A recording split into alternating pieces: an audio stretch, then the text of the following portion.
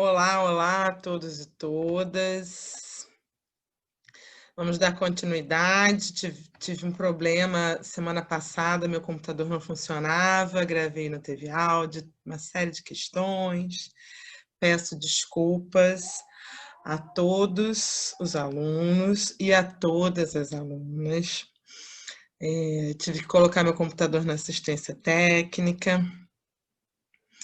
Formataram, perdi todos os arquivos, é uma beleza, mas não nos daremos por vencidos nem vencidas. Vamos continuar. Continuando a nosso cronograma, nosso planejamento, falar um pouco dos teóricos da sociologia brasileira. A gente tem uma série aí de teóricos importantes.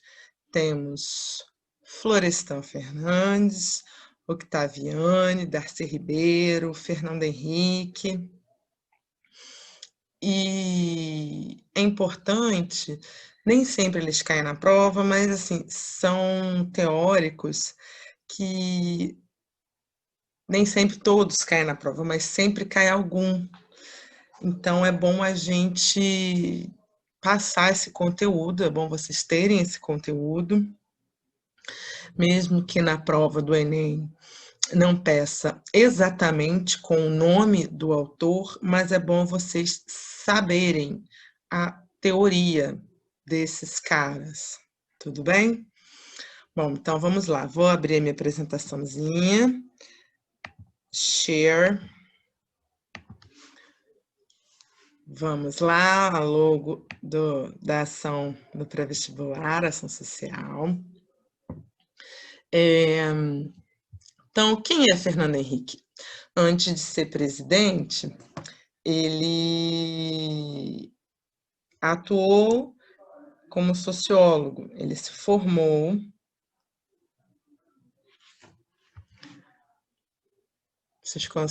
Acho que agora foi. Bom, então, ele é formado, nasceu em 1931, ele é formado pela Universidade de São Paulo, pela USP. Ele foi exilado político na época da ditadura militar. Voltando, ele se filiou ao MDB, porque na época do final da ditadura existiam alguns partidos, na verdade existiam 2 partidos, a Arena e o MDB. O MDB seria o partido mais à esquerda, embora não fosse um partido necessariamente de esquerda. Aí é mais complexo, porque dentro da teoria da ciência política, nós temos um modelo de esquerda e de direita no mundo, só que no Brasil e na América Latina, esse modelo ele sofre algumas adaptações, digamos assim, tá bom? Então, ele se filiou ao MDB, que posteriormente virou PMDB, e depois ele se filia ao PSDB, Partido Social da Democracia Brasileira, que aí sim, historicamente, esse partido é um partido de direita, mas de intelectuais orgânicos de direita. É um partido como se fosse das elites, ele já nasce sendo um partido das elites, que a gente chama de, em tese, seria um partido da direita esclarecida, fazendo aqui aproximações. Não é, por exemplo, o partido do Prona, ou o partido do Collor, Fernando Collor de Mello, que era um partido de direita, mas não era um partido que nasceu organicamente dentro das elites. Tá? E o PSDB, sim. Ele foi casado com uma antropóloga muito importante dentro da antropologia brasileira. Isso é muito importante citar, porque foi ela, dona Ruth Cardoso, que tinha um grande prestígio dentro da academia, ele também, obviamente, mas ela foi uma das idealizadoras de um projeto que foi elaborado e implementado num dos governos Fernando Henrique Cardoso, que hoje em dia, depois de muitas e muitas e muitas formulações, conhecemos como Bolsa Família, só que à época não tinha este desenho, não tinha tantos objetivos, não era tão abrangente. Então, seria ali um embrião do Bolsa Família proposto pela primeira-dama, Ruth Cardoso. Bom, suas principais obras são Capitalismo e Escravidão no Brasil Meridional e Dependência e Desenvolvimento na América Latina. Ele, de certa forma, estava mais próximo do que do Florestan, na época, que era um intelectual orgânica de esquerda. Trabalhou muito com duas questões, o racismo no Brasil e a educação, a questão educacional no Brasil.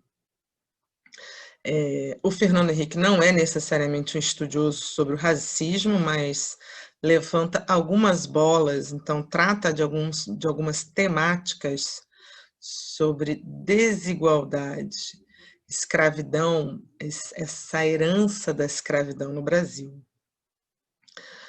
Isso é muito importante. Ele trabalha com outras chaves de entendimento diferentes do Florestan, comparativamente. Tá? E aí ele, o Fernando Henrique, ex-presidente do Brasil, que não foi o pai do Real, embora ele reclame este título, ele lá nos idos da década de 60, 70, ele vai elaborar uma teoria, tá? Teoria da dependência, que ficou muito conhecida no meio acadêmico, tá? Ele vai apresentar uma interpretação sobre alternativas sobre os mecanismos de formação e reprodução do subdesenvolvimento dos países terceiro-mundistas.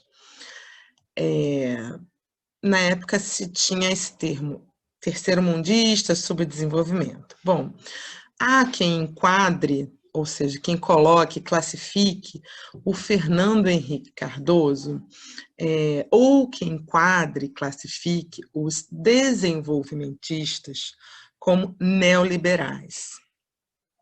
Desenvolvimentistas são aqueles teóricos, políticos, sociólogos, de alguma maneira, que defendem o desenvolvimento industrial, defendem a expansão do capitalismo.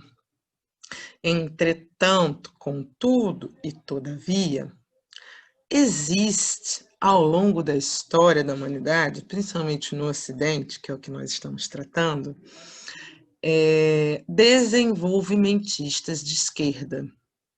Por exemplo, Brizola e Darcy Ribeiro eram deles. Brizola estava mais para o campo do socialismo, tá? Tem controvérsias? Sempre tem, minha gente, sempre tem, fique calmo, tá? Isso é muito comum na sociologia, tá? Então, beleza. Tem a galera, por exemplo, que defende o desenvolvimento de indústria, comércio, serviços, contudo, pensam participação especial dos meus vizinhos que não conseguem fazer silêncio. Contudo, existem desenvolvimentistas que não são ou não se classificam como neoliberais, que pretendem fazer esse desenvolvimento industrial e fazer com que exista uma distribuição de renda mais equânime, ou seja, a gente enquadraria essa galera como sendo de centro-esquerda, tá bom? Então, uma galera que talvez taxe, na hora de fazer imposto de renda, seja a favor de uma taxação maior, um percentual maior para os mais ricos, menor para os mais pobres, que defenda políticas redistributivas, como Bolsa Família, cotas e uma série de outras políticas públicas para corrigir questões de desigualdade social, tá bom? Neste caso, o Fernando Henrique é de direita mesmo, tá? Ele é um desenvolvimentista neoliberal. E neoliberalismo nós veremos um pouquinho mais para frente. Mas vamos ver o que é essa tal teoria da dependência desenvolvida por Fernando Henrique Cardoso, beleza? Bom, ele defende que a origem do subdesenvolvimento econômico nos países da América Latina e outros ao redor do mundo, ou seja, ele vai dizer a seguinte coisa, que existe país pobre porque país rico explora, tá? Porque na hora de, por exemplo, vou dar um exemplo aqui banal, se a gente for trazer uma fábrica da Volkswagen, acho que eu já usei esse exemplo algumas vezes aqui, se a Volkswagen escolhe o Brasil para colocar a sua planta industrial, ou seja, a montagem dos carros aqui no Brasil, tá? Escolheu Resende, por exemplo, ABC Paulista, qualquer lugar que seja. Então, primeiro, haverá uma série de impostos que a Volks não pagará, que a gente chama de incentivos fiscais, tipo isenção de IPTU, tá bom? E uma série de outras questões aí, são exemplos, tá? Não estou dizendo que não paga, são exemplos. Ou paga-se menos, né? Existe um abatimento, uma série de questões aí. Outra coisa, o salário que se paga a um funcionário da Volks no Brasil ou em países terceiro-mundistas, como o termo era utilizado à época, não será igual ou compatível com o poder de compra que se paga a um operário, a um trabalhador da Volks na Alemanha. E por aí vai. Esse é só um exemplo de como existe uma exploração dos países ricos aos países pobres. Eu, como sempre, gosto e adoto a terminologia países centrais do capitalismo e países da periferia do capitalismo, tá bom?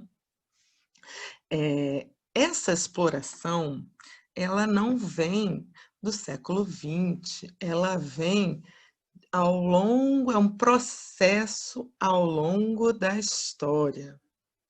Não surge em um determinado momento, ela se constrói, se desenvolve e vai se perpetuando ao longo da história. Tudo bem? Só eu fiz um esqueminha para vocês entenderem essa ideia de países periféricos e países centrais. Ou país do centro do capitalismo, país da periferia. Então, em amarelo, aqui, ó, vou até selecionar, seriam os países centrais. Vou até aqui, ó, ficar mais bonitinho para vocês. São os países centrais. E a galera aqui, ó, desse círculo rosa ou vinho, dependendo de como vocês estão enxergando, seriam os países da periferia. Ou seja, quais seriam os países centrais? Muito fácil. Inglaterra, Estados Unidos, Alemanha, França. E quais seriam os países da periferia? Principalmente países da América Latina, África e alguns da Ásia. Tudo bem? Beleza. Continuidade à teoria da dependência do Fernando Henrique Cardoso. Ele diz, é muito interessante, ó, essa é uma boa sacada, hein, galera? Presta atenção, que assim, o operariado brasileiro, ou seja, o povo, a massa, os trabalhadores, eles não conseguem se constituir enquanto classe. Por que que essa galera não consegue se constituir enquanto classe? Porque eles não se identificam enquanto classe, tá? Aí eu já vou deixar uma referenciazinha aqui que eu gosto disso, né? Vocês já sabem, né? Tem um videozinho de uma moça chamada Ana Roxo e ela faz um canal no YouTube, O Mundo Segundo Ana Roxo. Que é a seguinte coisa, que a classe média não se enxerga enquanto pobre. E aí, pobre não significa miserável. Pobre significa a seguinte coisa: quanto tempo você pode, não você de uma maneira genérica, pode ficar sem trabalhar e vai viver. Vai comer, vai ter casa, vai ter vestimento, vai ter educação, vai ter sapato, vai ter transporte público, vai ter uma vida maravilhosa.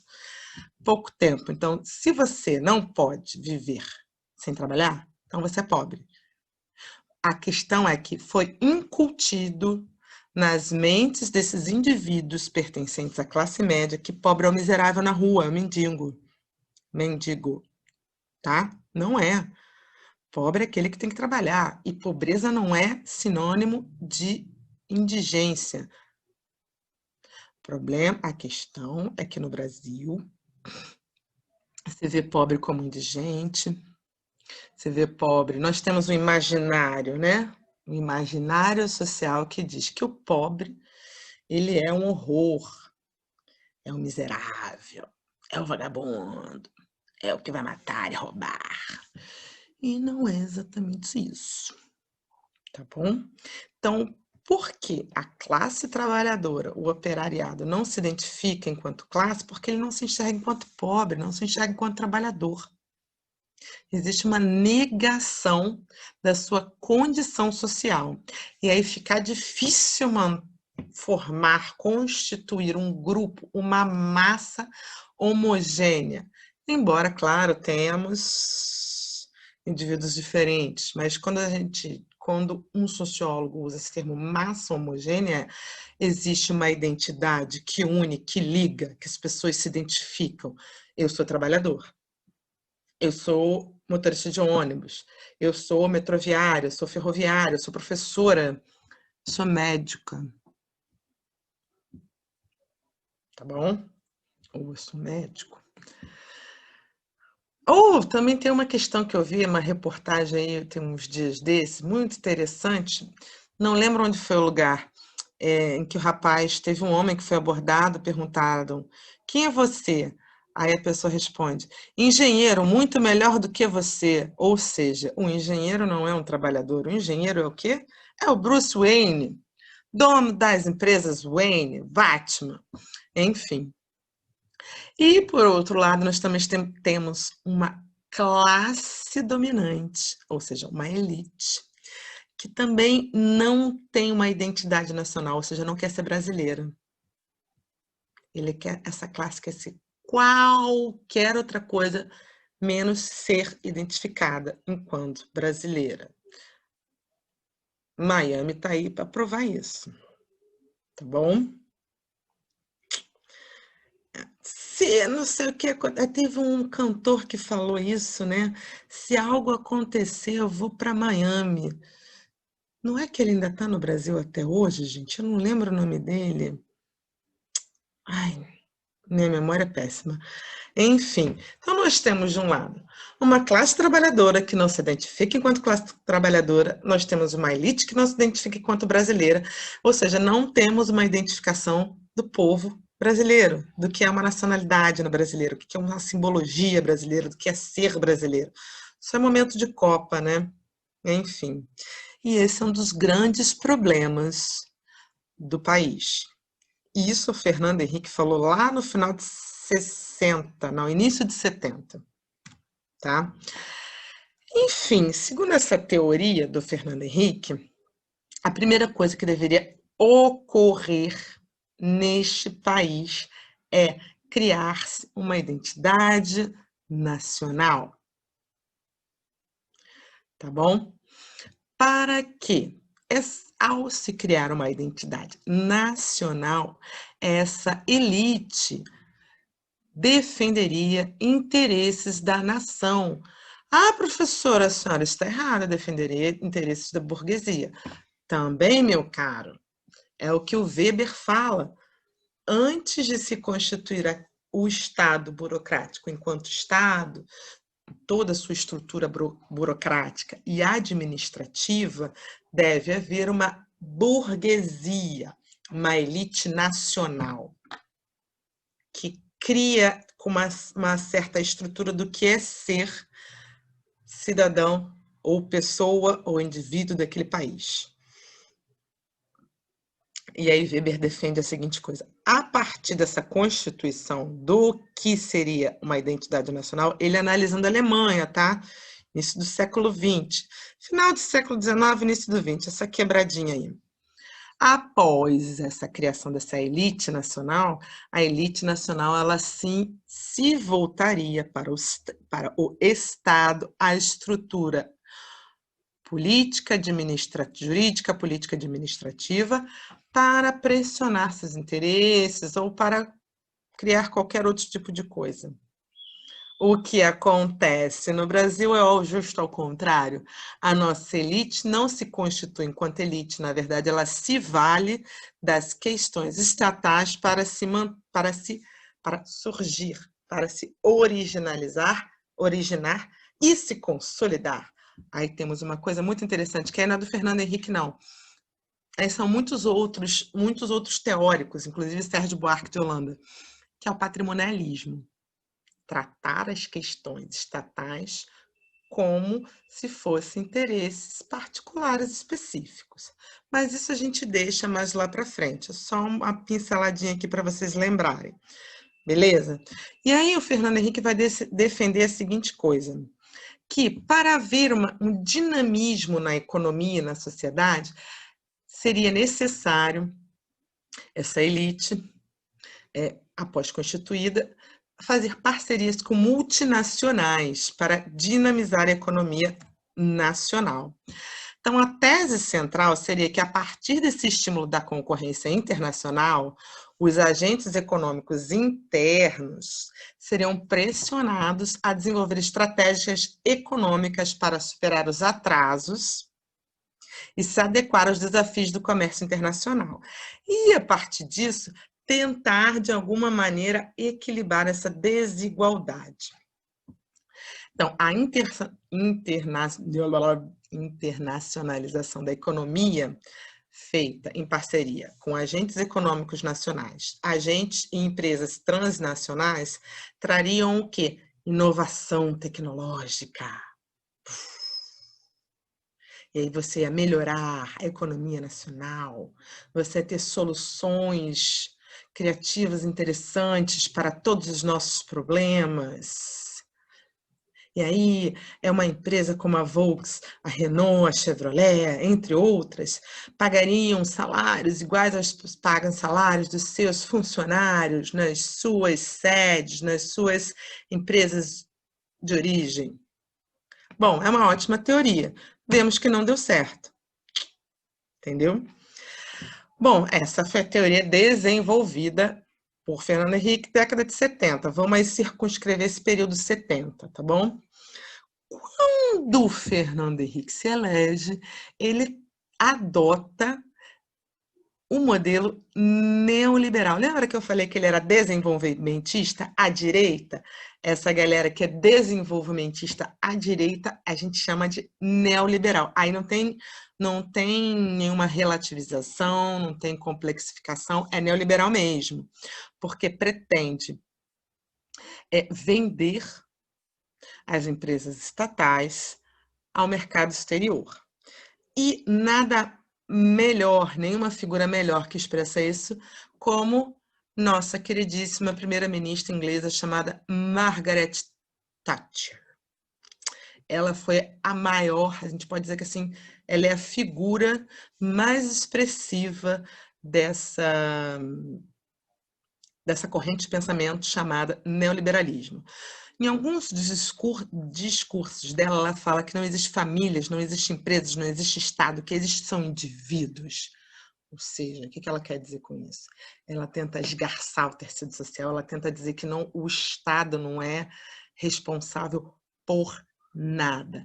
É cada indivíduo por si e Deus contra todos, igual aquela música do Titãs no CD LP, Cabeça de Dinossauro. E aí o Fernando Henrique vai adotar esse neoliberalismo.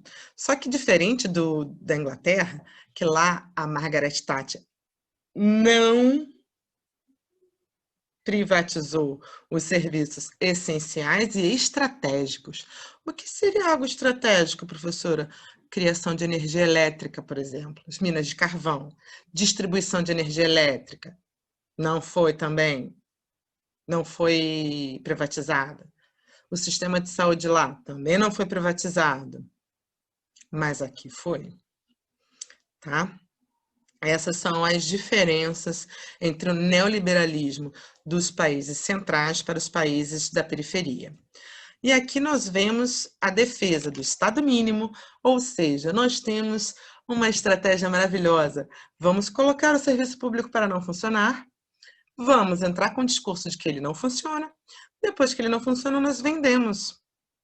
Isso foi o que aconteceu com a Vale do Rio Doce, que pegando matérias da época, pôde-se constatar que o valor que foi vendido da Vale no leilão valia menos do que seu patrimônio. Não estou falando do patrimônio do subsolo. Quando eu falo de patrimônio, é prédio, carro, caminhão, computador, mesa, cadeira, tudo isso.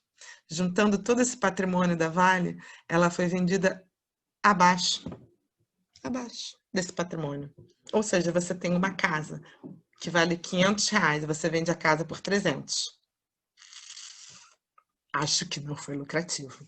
Enfim, privatizações de empresas estatais aos monopólios internacionais, desmonte dos sistemas de educação e saúde de países chamados épocas de terceiro mundo. Eu coloco a época porque eu adoto essa terminologia periferia e centro. Fim dos concursos públicos, nós passamos muito tempo, quase todos os 2 mandatos do Fernando Henrique, com quase nenhum, em algumas instituições públicas sem nenhum concurso público, ou seja, a FRJ, UF, Pedro II, uma série de instituições federais sem concurso público. Nova forma de exploração dos países subdesenvolvidos, ou seja, os países centrais elaboraram uma nova forma de explorar os países subdesenvolvidos, os países de periferia, comprando muitas das vezes suas estatais, como por exemplo a Vale do Rio Doce, como por exemplo está acontecendo com um certo banco que estão pretendendo vender um banco público que o ministro desse país está pretendendo vender. E adivinha quem quer comprar esse banco público?